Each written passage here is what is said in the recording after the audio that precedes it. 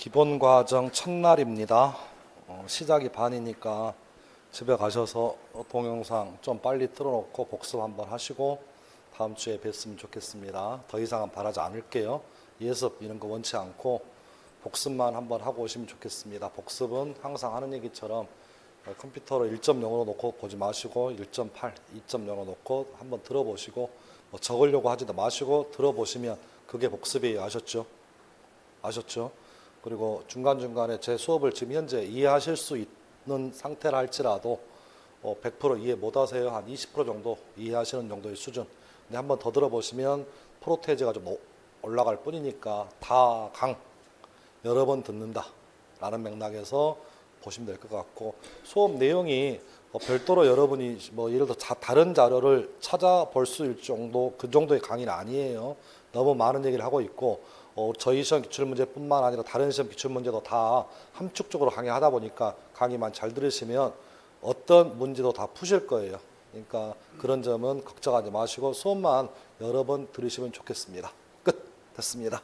한 20분만 하고 마무리할게요. 자, 민법이 권리를 규정하고 있는 법이다. 권리가 제가 입문과정 할 때 뭐라 했냐면 권리라고 하는 것은 법에 의하여 권리 주체에게 주어진 힘을 권리라고 부른다. 근데 너무 막연하다 보니까 권리를 분류한다. 그래서 권리를 어떤 내용이 있습니까? 인격권, 재산권, 신분권, 사원권으로 분류할 수 있다. 그래서 인격권은 사람이 사람으로서 갖는 권리다. 도에 관한 권리를 재산권, 그다음에 가족생활 하면서 누릴 수 있는 권리를 신분권, 회사 생활하면서 누릴 수 있는 권리를 사원권이라 부르면 인격권, 재산권, 신분권, 사원권은 뭐에 따른 분류? 내용에 따른 분류. 이에 비하여 요즘 시험은 권리가 어떤 작용을 합니까? 작용에 따른 분류가 총 몇 개 나온다고요? 4개. 첫 번째 지배권, 두 번째 청구권, 세 번째 형성권, 네 번째 항변권으로 분류한다. 됐나요 지금? 물론 개인적으로 내용에 따른 분류와 작용에 따른 분류가 시험에 나올 수도 있지만 개인적으로 나오지 않습니다. 시대가 한참 지나갔기 때문에. 다만 위치가 어디에 위치하는지를 구분하셔야 돼요.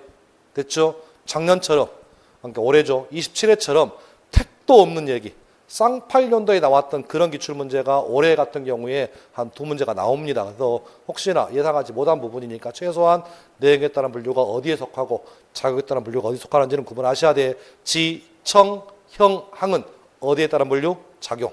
인재, 신사는 내용. 그 정도 보시고, 제일 중요한 문구는 청구권하고 형성권의 양자의 차이점이다. 청구는 상대방이 뭐 해야 한다? 응해야 권리가 실현되지만, 형성은 뜻이 뭐였어요?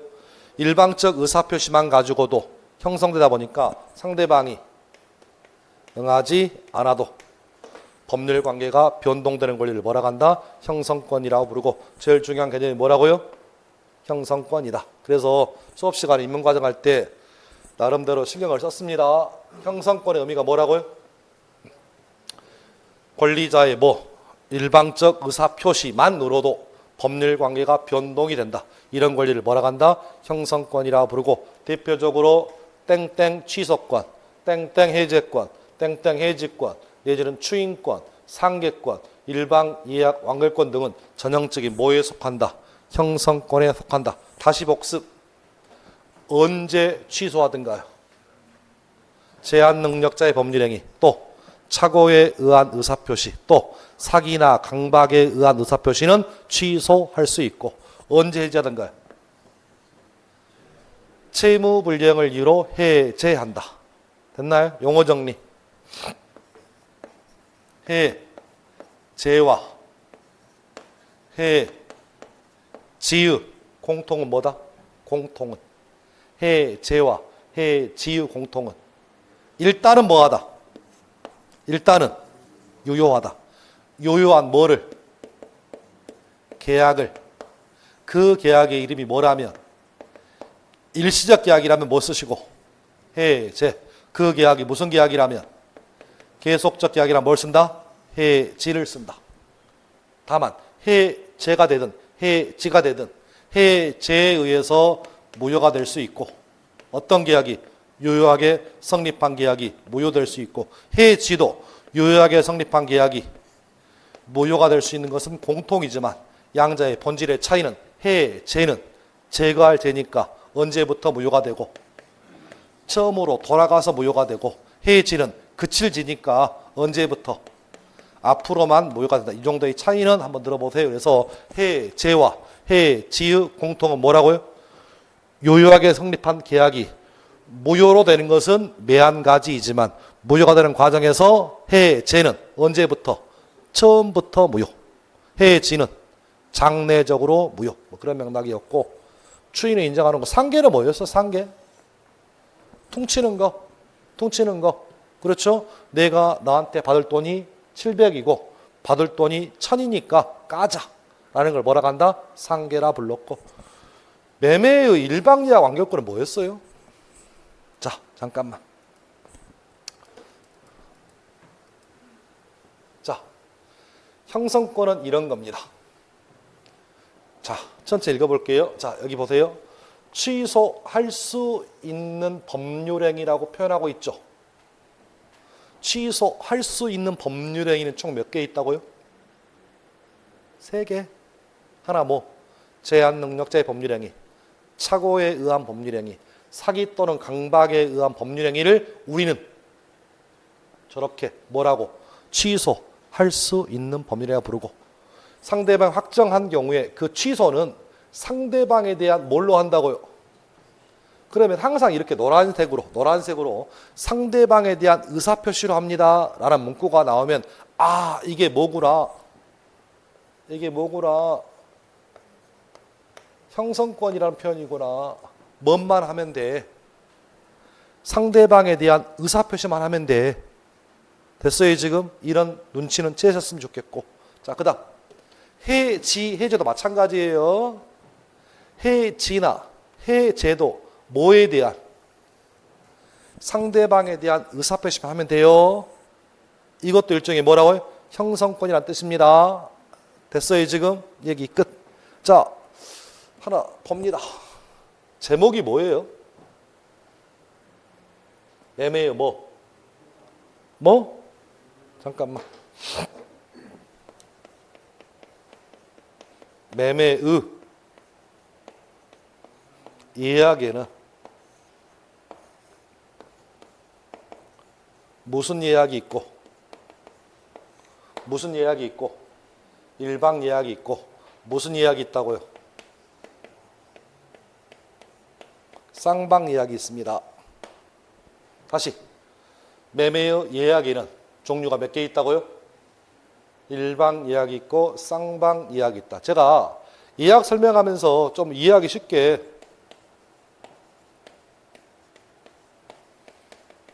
식당 예약하는 거 보여드렸죠.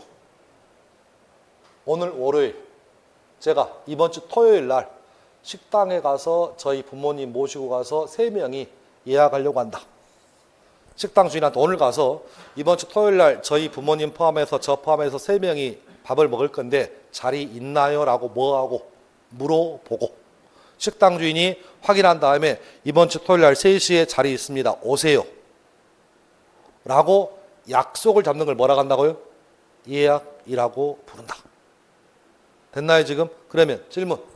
매매의 예약 비슷한 얘기입니다. 똑같은 얘기예요. 지금 당장은 돈이 없으니까 못 사는데 당신 집을 제가 3년 이내 와서 살 테니까 저한테 파실래라고 먼저 뭐하고 물어보고 집주인도 네가 3년 이내 매매된 거 가져오면 너한테 팔겠다 라고 오늘 뭐 한다고?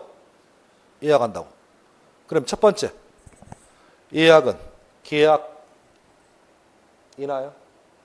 단독행위나요? 매매의 예약은 단독행위야? 계약이야? 잠깐 알았어. 단독행위는 무엇이고 계약은 뭐야? 단독행위는 뭐야? 하나의 의사표시에 의해서. 계약은 청약과 승낙. 그러면 방금 식당 예약할 때 제가 물어보고 답을 얻었어? 아니면 무조건 자리 빼달라고 했어? 물어보고 답을 했으니까 이건 뭐라고? 계약이에요. 그리고 나서 그리고 나서 토요일 날 저 지난 월요일 날 예약했습니다. 자리 주세요. 라는 권리가 뭐라고요? 이게 뭐라고? 예약 완결권이라고. 이 예약 완결권을 한 사람만 행사하면 이걸 뭐라고 부르고? 예약 완결권. 양쪽이 다 행사하면 쌍방 예약 완결이라 부릅니다. 토요일 날 식당 가서 세 자리 지난번에 예약했으니까 자리 주세요라는 권리가 예약한 사람이만 있으면 뭐라고 부르고? 일방 예약. 그런데 식당 주인도 야 네가 월요일 날 예약했으니까 자리 세 자리 뺐으니까 무조건 다 먹어야 돼 라고 요구할 수 있는 권리가 식당 주인에게도 있다면 이걸 뭐라고요?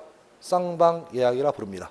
혹시 여러분 식당 예약하실 때 간혹 가다가 사정이 생겨서 못 갈 수도 있잖아요. 그럼 식당 주인이 전화해가지고 야 네가 세 자리 예약하는 바람에 자리 비어놨으니까 무조건 와서 먹어야 한다 라는 전화 받아 보였어 안 받아 보였어?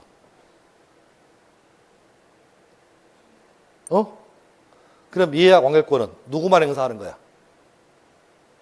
예약자만 행사하는 거야. 그래서 제목이 뭐라고요? 일방 예약이야. 그럼 질문. 매매의 일방 예약은 단독행위입니까? 계약입니까? 이렇게 물어봐.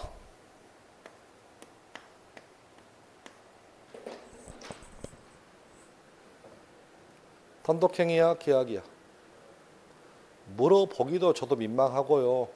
여러분도 답하기 곤란하시죠? 이런 걸 물어본다고. 일방 예약은 단독행위야? 계약이야? 단독하지 마. 계약이라고 몇 번을 얘기해. 지금 몇 번을 얘기해 지금. 단독행위 네 글자네. 네 글자. 이런 거 하지 말라고 그랬어. 계약이에요. 아니 일방 예약이라고. 예약감 일방 예약이 하나의 종류잖아. 지금 여기서 얘기했잖아. 지금 예약도 계약이라고. 단어가 바뀌었더니 무언 단독행위라는 얘기를 하고 있어. 그리고 나서 자리 주사라는 권리를 자리 주사라는 걸 뭐라고? 완결권. 읽습니다. 매매의 일방 예약은 상대방의 매매를 완결할 뭘 표시하면? 의사를 표시하면 효력이 뭐한대? 생긴대. 이거 뭐야? 형성권이잖아. 뭐 하면? 의사만 표시하면 효력이 생기잖아. 그래서 매매의 일방 예약 완결권이 뭐라고요? 형성권이라고. 그러니까 물어보는 것에 따라 답이 달라집니다. 매매의 예약은 뭐고? 계약이고. 완결의 의사표시는 뭐라고요? 형성권이라고. 그래서 생각보다 요즘 잘 나옵니다. 그래서 이 정도의 뜻은 나중에 책 한 번 가면 다시 합니다만은 다시 매매의 일방 예약이 뭔 뜻인지 먼저 뭐 하고 계약을 한 다음에 나중에 가서 집을 사겠습니다 라고 하면 무조건 집주인은 팔아야 한다고. 그 가격에 예약한 가격에 이걸 뭐라고 한다고요? 매매의 일방 예약 완결권이라 부른다고. 됐어요 지금? 전형적인 뭐에 속한다고요? 뭐라고? 형성권이라고. 그런데 형성권 가운데 경우에 따라서는 뭐에 의해서만, 의사표시가 아니라 뭐에 의해서만, 법원의 판결에 의해서만, 다른 말로 법원 판결 받으려면 뭐 하라고요? 소지게 하셔야지. 다른 말로 뭐? 재판상 행사하는 권리가 몇 개 있더라. 그래서 우리 시험에 나오는 건 딱 하나만 외워라. 뭐라고 그랬어? 채권자 취소권이다. 다시 요놈하고 요놈은 다른 얘기야. 요 취소는 언제 취소한다고요? 제한능력자, 착오, 사기양박. 채권자 취소권은 언제 행사한다고요? 사회행위. 무슨 행위? 사회행위가 대충 뭔 뜻이었어? 채무자의 행위가 채권자를 해친다. 그러니까 내용이 틀려 지금. 취소권이란 단어만 똑같지. 나머지 틀립니다. 그러니까 채권자 취소권은 반드시 어떻게 하라고요? 재판상 행사하라. 끝. 됐습니다. 그런데 더 중요한 건 요거였죠. 끝말은 뭘로 끝나도?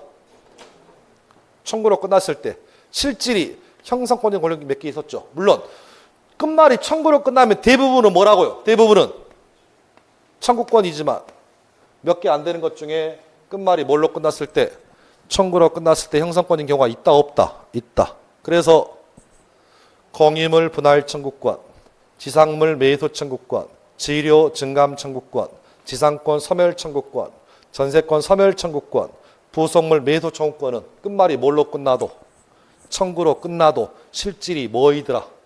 형성권이더라. 자, 복습. 지상권 소멸 청구권은 언제 행사하던가요? 법조항장으로 법장 하나 볼까요? 276조. 법조항 펴세요. 276조. 제목이 뭐예요?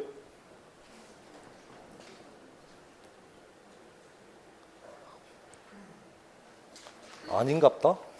제가 법조항을 잘못 외우고 있나 봐요.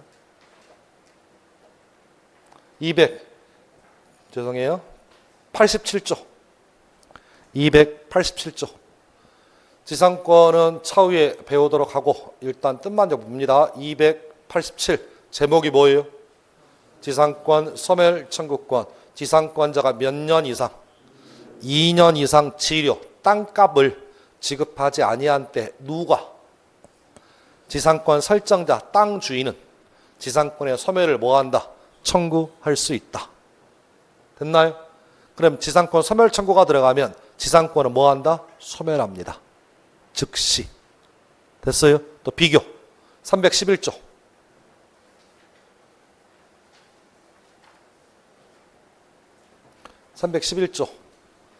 제목이 뭐예요? 전세권 소멸 청구권. 읽어볼게요.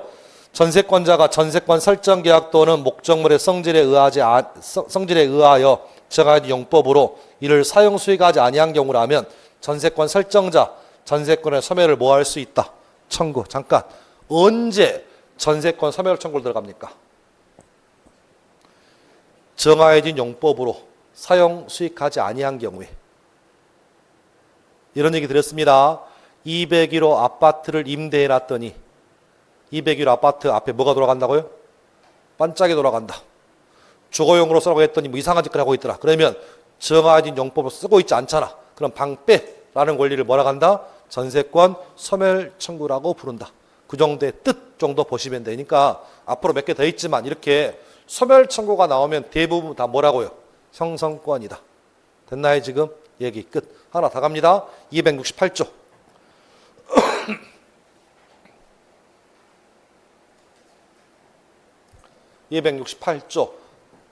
제목 보세요. 제목. 공유물 분할 청구. 1항. 공유자는 공유물의 분할을 뭐 할 수 있다? 청구할 수 있다. 끝말이 뭘로 끝나요? 청구로 끝나지만 이것도 뭐라고요? 형성권이다. 따라서 언제 공유물 분할의 효과가 생깁니까? 언제? 청구의 의사를 표시한 때. 형성의 의미가 뭐라고? 뭔만 있으면, 의사표시만 있으면 효력이 바로 생겨. 그러면 지상권 소멸 청구했을 때 지상권이 소멸하는 시기는 언제라고? 즉시. 전세권 소멸 청구가 들어가면 전세권이 소멸하는 시기가 언제라고? 즉시. 제 말 뜻이 있어요 지금? 공유물 분할 청구하면 공유물이 분할될 시기가 언제라고요? 즉시야. 즉시라고. 다만 오해하지 마셔. 공유물 분할을 청구했는데 공유자끼리 서로 마음이 안 맞을 수 있잖아요. 제 말 뜻이 있어요 지금? 자, 이런 얘기야. 그러니까 이게 의미가 좀 달라요. 자, 보셔봐. 이게 말은 그렇고, 자, 이런 얘기입니다.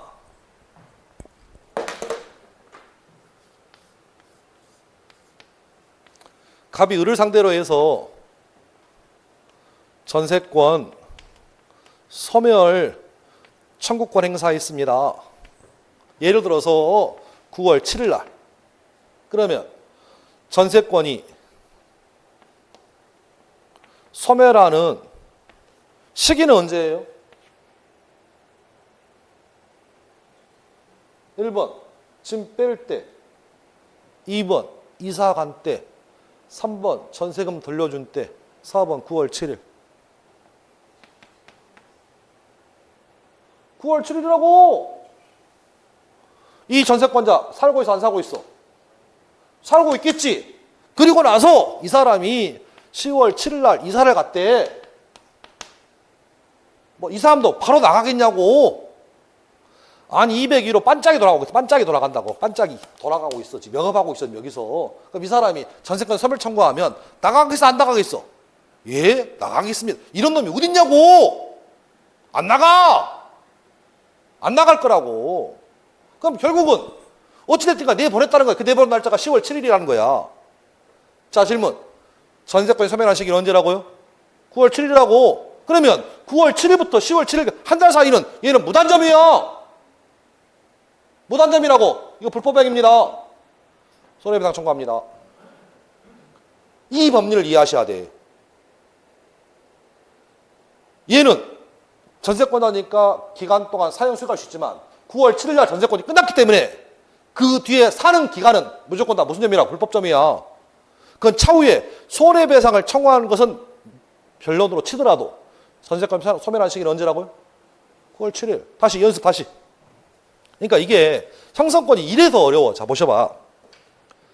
하나의 토지가 갑, 을, 병의 공유입니다. 그런데 요 형님이 동생들을 상대로 해서 9월 7일 날 동생들 공유물 분할하자라고 뭐가 들어갔어? 청구가 들어갔어. 동생들 뭐라고 불러?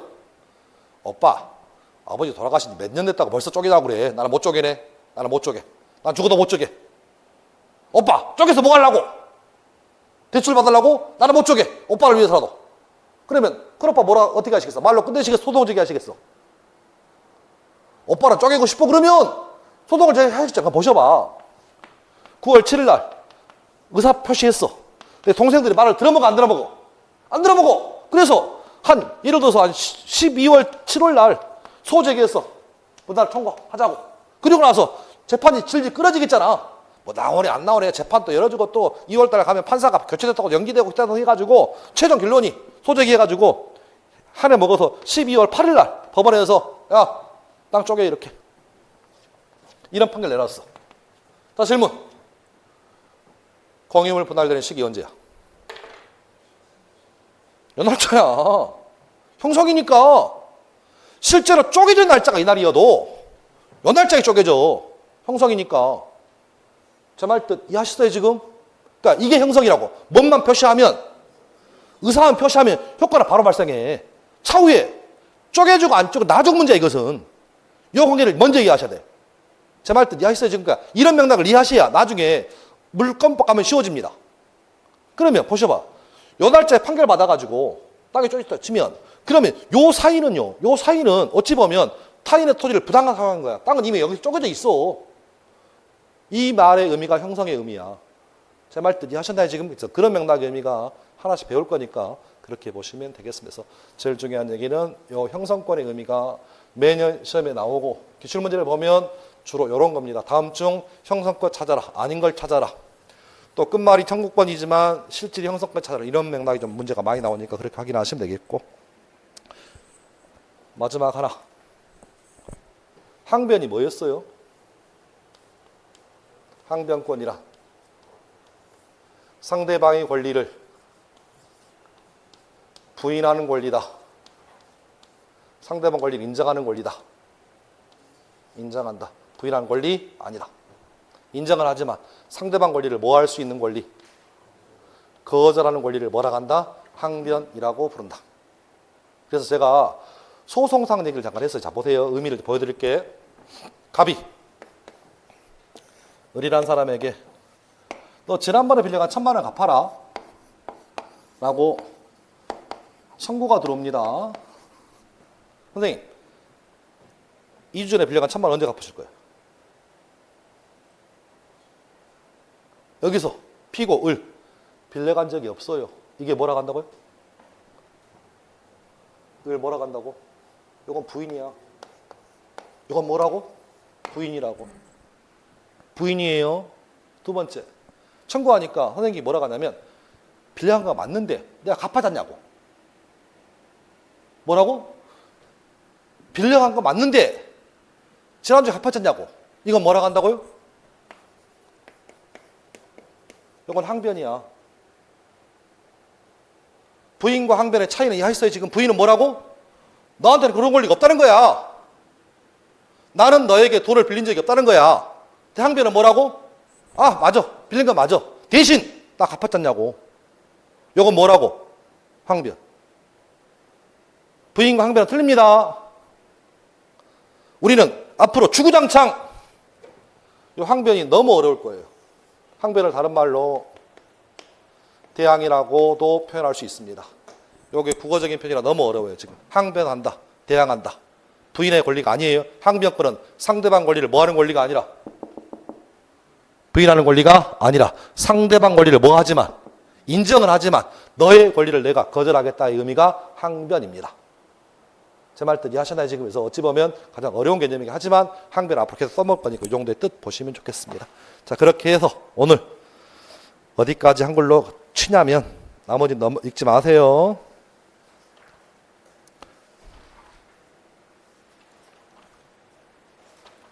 45페이지까지 한글로 하겠습니다. 제가 수업 시간에 다루지 않는 부분은 읽지 않습니다. 나중에 때가 되면 다시 다룰 거예요. 아셨죠? 그러니까 혼자 수업 시간에 하지 않는 내용은 혼자 보면 힘드니까 나중에 때가 되면 다 할 거예요. 다 할 겁니다. 다만 오늘 44페이지까지 그 위에 연기적 항변권, 영구적 항변권은 제가 입문과정에 했으니까 한번 읽어보시면 되겠습니다. 제일 중요한 개념은 43페이지에 나와 있는 그 박스 위에 알아두기 위에 형성권 해가지고 동그라미 1번, 2번 특징, 3번 종류, 그리고 알아둘 것. 청구권으로 표현되긴 하지만 내용이 형성권인 것들은 아직은 배우지 않았어도 한번 1번 정도, 그다음 2번 정도, 그다음에 4번 정도, 그다음에 5번 정도를 한번 읽어보세요. 배웠던 것들이 배우지 않는 것도 읽지 않습니다. 그래서 그 정도 보시면 될 것 같습니다. 여기까지 그렇게 하시면 될 것 같고 다음 주는 어디 할 거냐면 이제 46페이지 오세요. 46페이지. 이제 민법 2조 할 겁니다. 다음 주는 아마 한 3시간 정도는 2조 할 겁니다. 신의 성실의 원칙. 우리 지난주에 민법 2조 신의 성실의 원칙 대충 들어본 것 같아. 2조 1항 권리 행사와 의무의 이행은 신의에 쫓아 성실히 하여야 한다. 2항 권리는 남용하지 못한다. 그래서 신의 성실의 원칙은 구체적 규범이 아니라 추상적 규범이다. 그래서 신의 성실의 원칙에서 4가지 파생 원칙이 나온다. 첫 번째 모순행위 금지 원칙, 다른 말로 금반응. 두 번째 실효, 세 번째 사정 변경, 네 번째 권리 남용. 그래서 다음 주는 이 파트 위주로 하겠습니다. 그래서 다음 주는 46페이지 할 겁니다. 오늘 고생하셨고 다음 주에 뵙겠습니다. 감사합니다.